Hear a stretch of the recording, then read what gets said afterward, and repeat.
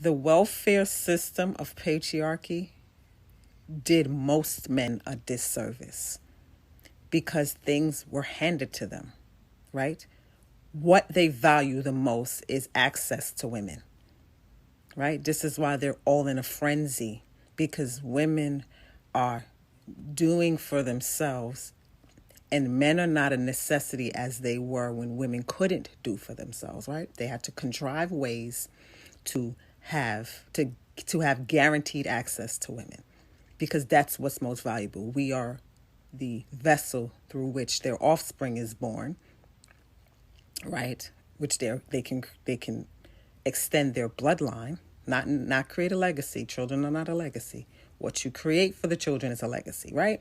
So we are the way that they extend their bloodline. So we are the most valuable to them. And so naturally, when natural order is being allowed to take place, when men have to create their value. They're not born with value. Women are born valuable, right? We come out the womb being wanted, loved, and needed. They are not. This is why Mother Nature eliminates the masculine so easily, because they're not valuable unless they create value for themselves. Just look at the workplace environment. The higher up you go, the smaller amount of men there is, because those men have created value for themselves in the workplace, right? And usually when they can do that in the workplace, they can do it in other areas. Most of the men are at the bottom because they've not really created much value for themselves. But because the low value or no value males interrupted natural order with patriarchy and religion and all these things to guarantee them access to women, it caused them to not have that drive anymore, right? A man with drive, purpose, vision, those things make a man valuable because they move from those things. They create from those things. Women inspire them to do those things. That's one of our roles as the feminine, is to inspire them.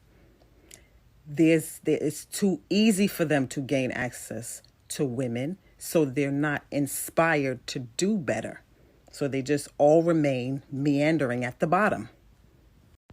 And because it's so easy for them to gain access to women, because there's all levels of women, there's always desperate women, there's always male-centered women, they don't see the reason to do any better. As long as they can survive and pay their bills, right, and trick their money every so often, every 2 weeks, whenever they get paid or whatever it is, they really don't, they're not inspired to do more, right? And then that creates a sense of entitlement within them, or what I view as being desperate, with this uptick of men begging women to be with them.